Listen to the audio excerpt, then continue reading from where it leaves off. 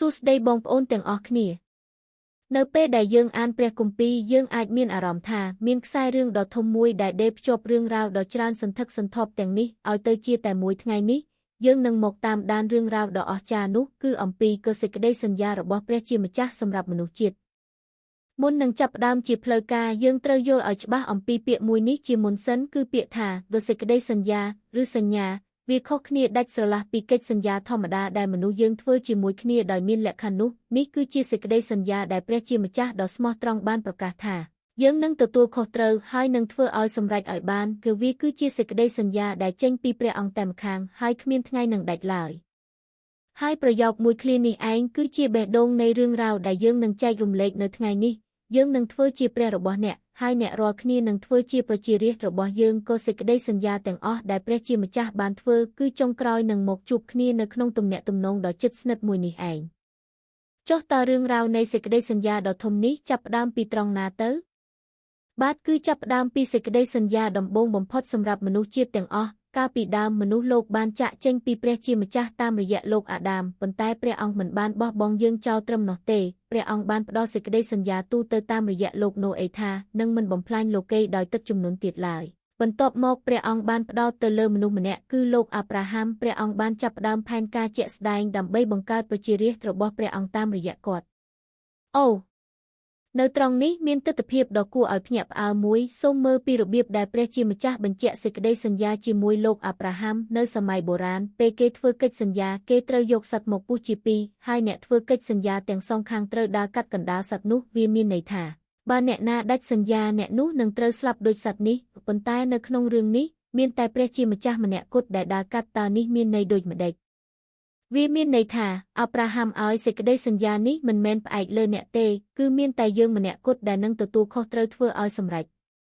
ឥឡូវនេះគ្រួសាររបស់លោកអាប់រ៉ាហាំបានក្លាយជាប្រជាជាតិដ៏ធំមួយហើយសេចក្តីសន្យាបានរីកធំឡើងពីបុគ្គលនិងគ្រួសារទៅជាកម្រិតប្រទេសនិងប្រជាជាតិទាំងមូលបន្ទាប់ពីបានជួយសង្គ្រោះពួកអ៊ីស្រាអែលពីភាពជាខ្ញុំកញ្ជើនៅស្រុកអេស៊ីបព្រះជាម្ចាស់បានជួបពួកគេនៅភ្នំស៊ីណាយហើយព្រះអង្គបានបង្ហាញសេចក្តីសន្យាដែលថាគឺអ្នករាល់គ្នានឹងធ្វើជាប្រជារាស្ត្ររបស់យើងក៏ក្នុងទម្រង់យ៉ាងជាក់ស្ដែងបំផុតគឺតាមរយៈការផ្ដល់ក្រឹតឲ្យវិន័យក្រឹតឲ្យវិន័យមិនមែនគ្រាន់តែជាបញ្ជីច្បាប់ថាត្រូវធ្វើនេះឬកុំធ្វើនោះឡើយប៉ុន្តែវាគឺជាប្លង់មេសម្រាប់កសាងសហគមន៍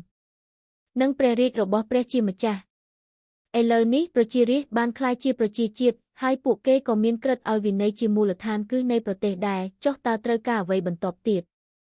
បាទគឺត្រូវការគឺអ្នកដឹកនាំឬក៏ស្ដេចនេះគឺជាដំណាក់កាលបន្ទាប់នៃសេចក្តីសន្យារបស់ព្រះជាម្ចាស់ព្រះជាម្ចាស់បានធ្វើសន្យាដ៏អស្ចារ្យជាមួយស្ដេចដាវីតថាតាមរយៈកូនចៅរបស់លោកព្រះអង្គនឹងបង្កើតរាជវង្សនិងព្រះរាជដ៏អស់កល្បជានិច្ចដែលមិនចេះរង្គោះរង្គើ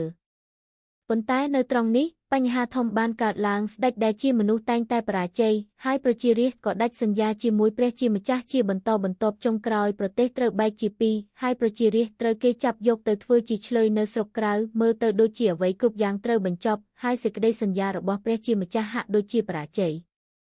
ភាពបរាជ័យដ៏គួរឲ្យសង្វេគនេះបានបន្សល់ទុកនៅសំណួរដ៏សំខាន់មួយថាបើខាងមនុស្សមិនមានសមត្ថភាពរក្សាសន្យាបែបនេះតើសេចក្តីសន្យារបស់ព្រះជាម្ចាស់អាចសម្រេចបានយ៉ាងដូចម្តេចទៅសំណួរនេះបានគ្របដណ្ដប់លើប្រវត្តិសាស្ត្រអ៊ីស្រាអែលអស់រាប់រយឆ្នាំហើយចម្លើយចំពោះសំណួរដ៏អស់សង្ឃឹមនោះត្រូវបានប្រកាសតាមរយៈពួកហោរាគឺសេចក្តីសន្យាអំពីកសញ្ញាថ្មីគឺសេចក្តីសន្យាថ្មីនេះគឺជាដំណោះស្រាយដ៏មានប្រសិទ្ធភាពនិងខុសប្លែកពីមុនទាំងស្រុងគឺបែបនេះឯងបញ្ហាមិនមែនស្ថិតនៅលើក្រឹតឲ្យវិន័យទេប៉ុន្តែបញ្ហាពិតប្រាកដគឺស្ថិតនៅលើចិត្តរបស់មនុស្សយើងដែលមិនអាចធ្វើតាមបានហេតុនេះព្រះអង្គមានបន្ទូលថាឥឡូវនេះយើងនឹងមិនសរសេរច្បាប់លើផ្ទាំងថ្មទៀតទេប៉ុន្តែនឹងសរសេរទៅក្នុងផ្ទាំងដួងចិត្តរបស់អ្នករាល់គ្នាផ្ទាល់តែម្ដងគឺវាមិនមែនជាច្បាប់បង្ខំពីខាងក្រៅទៀតឡើយប៉ុន្តែវាគឺជាសញ្ញានៃការផ្លាស់ប្ដូរពីខាងក្នុង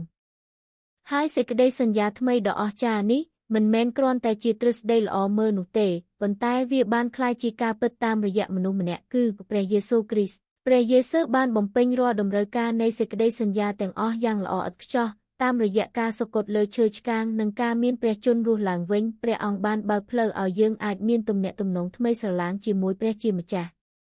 ចុះតើរឿងរ៉ាវសេចក្តីសន្យារាប់ពាន់ឆ្នាំនេះពាក់ព័ន្ធអ្វីជាមួយយើងដែលរស់នៅសព្វថ្ងៃ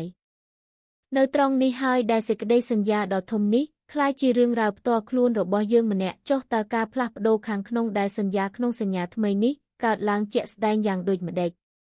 គឺព្រះយេស៊ូវបានបើកផ្លូវហើយជាលទ្ធផលព្រះវិញ្ញាណបរិសុទ្ធដែលបានសន្យាក៏យាងមកគង់នៅក្នុងចិត្តរបស់អ្នកជឿម្នាក់ការដែលព្រះវិញ្ញាណបរិសុទ្ធគង់នៅជាមួយយើងនេះឯងគឺជាទិភាពនៃព្រះរាជរបស់ព្រះជាម្ចាស់ដែលចាប់ផ្ដើមនៅក្នុងខ្លួនយើង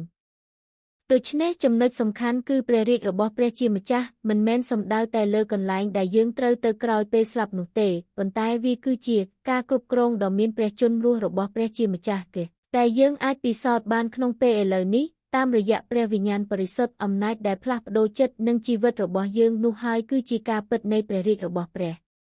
តាមរយៈនេះរូបភាពនៃសេចក្តីសន្យាក៏ត្រូវបានសម្រេចយ៉ាងពេញលេញគោលដៅចុងក្រោយរបស់ព្រះជាម្ចាស់គឺតែងតែចង់រស់នៅជាមួយប្រជារាស្ត្ររបស់ព្រះអង្គប៉ុន្តែតាមរយៈសញ្ញាថ្មីនេះព្រះអង្គបានសម្រេចសេចក្តីសន្យានោះតាមរបៀបដ៏ជិតស្និទ្ធបំផុតគឺការរស់នៅក្នុងប្រជារាស្ត្ររបស់ព្រះអង្គតែម្ដងជាចុងក្រោយរឿងរ៉ាវនៃសេចក្តីសន្យាដែលមិនចេះដាច់របស់ព្រះជាម្ចាស់នេះមិនមែនជារឿងព្រេងពីបុរាណឡើយប៉ុន្តែវាបានបន្តមករហូតដល់ជីវិតរបស់យើងម្នាក់នៅថ្ងៃនេះខ្ញុំសូមទុកនៅសំណួរមួយឲ្យបងប្អូនទាំងអស់គ្នាបានពិចារណាឲ្យបានស៊ីជម្រៅ